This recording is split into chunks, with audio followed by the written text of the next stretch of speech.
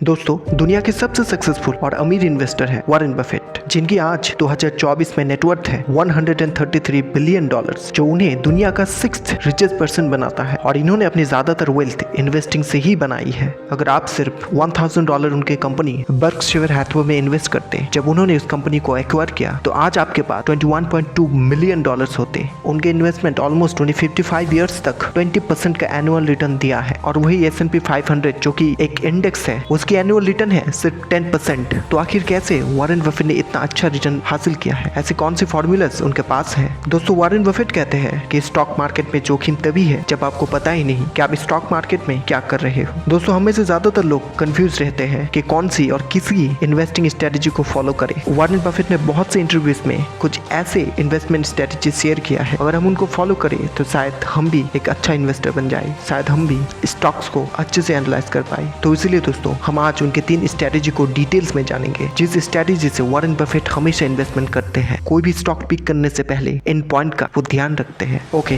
तो let's start the video. तो पहला रूल है वैल्यू इन्वेस्टिंग। वॉरेन बफेट की पहली और सबसे इंपॉर्टेंट स्ट्रेटेजी है वैल्यू इन्वेस्टिंग। इस स्ट्रेटेजी के पीछे लॉजिक ये है कि मार्केट कभी कभी किसी स्टॉक को उसकी असली वैल्यू से नीचे या फिर ऊपर प्राइस करता है। बफेट की फिलॉसफी ये है कि आपको तब स्टॉक खरीदना चाहिए जब वो अंडर वैल्यूड हो, यानी जब मार्केट उसकी असली वैल्यू को समझ नहीं पाता। एक बहुत ही फेमस एग्जांपल है 1964 का, जब बफेट ने बर्कशायर हैथवे को एक्वायर किया। उस समय ये एक टेक्सटाइल कंपनी थी जो फाइनेंशियल ट्रबल फेस कर रही थी, लेकिन बफेट ने कंपनी के इंट्रिंसिक वैल्यू को देखा, जो उसके कैश रिजर्व, फिक्स्ड एसेट और पोटेंशियल ग्रोथ पर बेस्ड था। मार्केट के नेगेटिव सेंटिमेंट्स के बावजूद बफेट ने कंपनी को $14 और $15 पर शेयर पर एक्वायर किया, जबकि उसका बुक वैल्यू $19 पर शेयर से भी ज्यादा था। आज बर्कशायर हैथवे दुनिया का सबसे वैल्यूएबल कंपनी बन गया है, जिसमें आप एप्पल, कोका कोला और अमेरिकन एक्सप्रेस जैसे कंपनीज भी शामिल है। 2019 में बर्कशायर हैथवे की मार्केट कैप $500 बिलियन से भी ज्यादा थी। और बफेट ने अपनी वैल्यू इन्वेस्टिंग फिलॉसफी के जरिए कंसिस्टेंट प्रॉफिट जनरेट किया। इससे हमें एक चीज समझ आती है, आपको हमेशा कंपनीज के इंट्रिंसिक वैल्यू पर ही फोकस करना चाहिए। 1960s में बफेट ने कोका कोला कंपनी के शेयर खरीदे। उस टाइम कोका कोला एक स्ट्रॉन्ग ब्रांड थी, लेकिन मार्केट में कुछ इश्यूज की वजह से उनके शेयर्स अंडर वैल्यूड थे। बफेट ने अपनी एनालिसिस की, उन्होंने देखा कि कोका कोला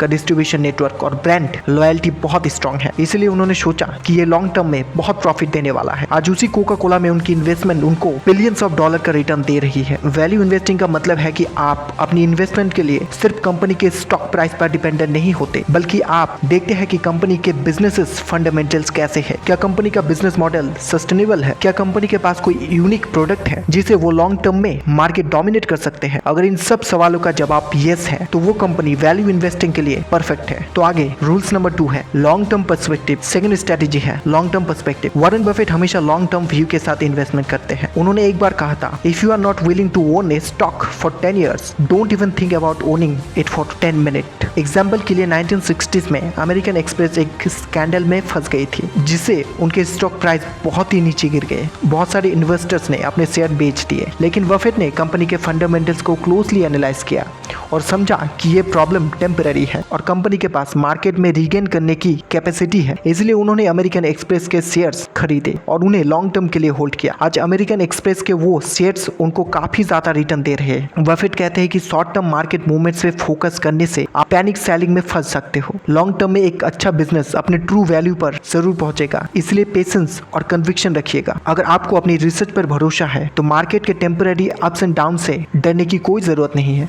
थर्ड रूल है diversification and risk management. Buffett कहते हैं कि डाइवर्सिफिकेशन जरूरी है, लेकिन ओवर डाइवर्सिफिकेशन से भी बचना चाहिए। उन्होंने हमेशा उन्हीं कंपनीज में इन्वेस्टमेंट किया जिनके बिजनेस मॉडल वो अच्छे से समझते थे। जब 90s में टेक बबल था, बहुत सारे इन्वेस्टर टेक कंपनीज में पैसे डाल रहे थे बिना उनके बिजनेस को समझे, लेकिन बफेट ने टेक कंपनीज में तब तक इन्वेस्ट नहीं किया जब तक उन्होंने उनका बिजनेस मॉडल अच्छे से एनालाइज नहीं किया। उन्होंने अपने पोर्टफोलियो ऐसे कंपनीज से डाइवर्सिफाई किया जो कंज्यूमर गुड्स, फाइनेंशियल सर्विसेज और एनर्जी सेक्टर में थी, जिनको वो समझते थे। इस अप्रोच ने उन्हें मार्केट क्रैश में भी प्रोटेक्ट किया। डाइवर्सिफिकेशन का मतलब है कि आपके पोर्टफोलियो का अलग अलग सेक्टर में स्प्रेड होना चाहिए। किसी एक सेक्टर के गिरने से आपकी पूरी इन्वेस्टमेंट खतरे में ना आए। लेकिन आपको डाइवर्सिफिकेशन सिर्फ इसलिए नहीं करनी चाहिए कि आपको कहीं से एडवाइस मिली है। आपको सिर्फ उन्हीं बिजनेस में इन्वेस्ट करना चाहिए जो आपको समझ में आती है। वॉरेन बफेट ने हमेशा ये प्रिंसिपल फॉलो किया है और इसीलिए उनकी इन्वेस्टमेंट हमेशा सेफ और प्रॉफिटेबल रही है। दोस्तों, ये स्ट्रेटेजी सिंपल लगती है, लेकिन इनमें बहुत डेप्थ है। अगर आप value investing, long term thinking और स्मार्ट डाइवर्सिफिकेशन को अपने इन्वेस्टमेंट स्ट्रेटेजी का हिस्सा बनाते हो, तो आप भी अपनी वेल्थ को स्टडी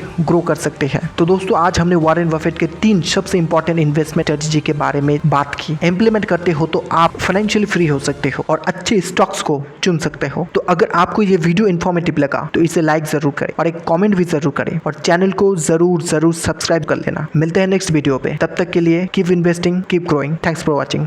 जय हिंद।